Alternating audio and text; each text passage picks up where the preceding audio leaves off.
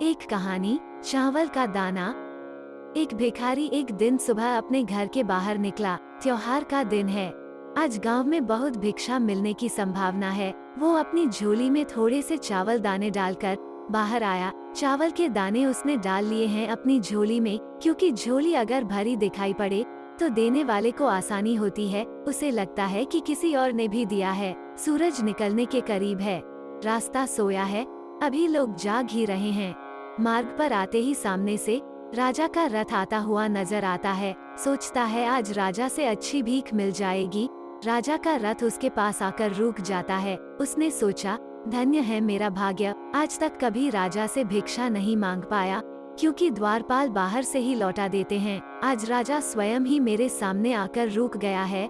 भिखारी ये सोच ही रहा होता है कि अचानक राजा उसके सामने एक याचक की भांति खड़ा होकर उससे भिक्षा देने की मांग करने लगता है।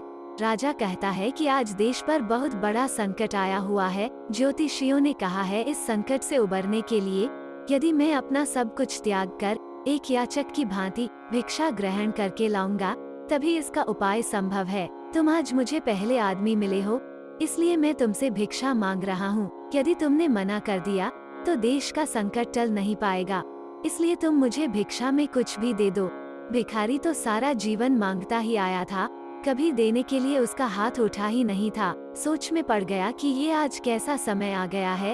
एक भिखारी से भिक्षा मांगी जा रही है और मना भी नहीं कर सकता। बड़ी मुश्किल से एक चावल का दाना निकालकर उसने राजा को दिया। राजा वही एक चावल का दाना ले खुश होकर आगे भिक्षा लेने चला गया। सबने उस राजा को बढ़ बढ़कर भिक्षा दी, परंतु भिखारी को चावल के दाने के जाने का भी गम सताने लगा। जैसे तैसे शाम को वो घर आया।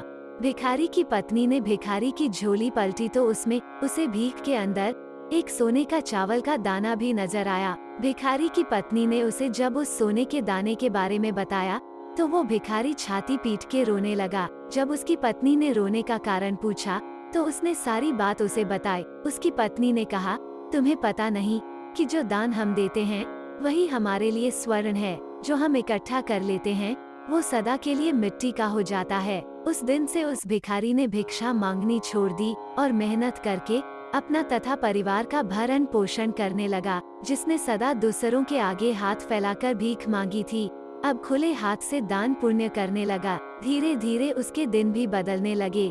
जो लोग सदा उससे दूरी बनाया करते थे अब उसके समीप आने लगे। वो एक भिखारी की जगह दानी के नाम से जाना जाने लगा।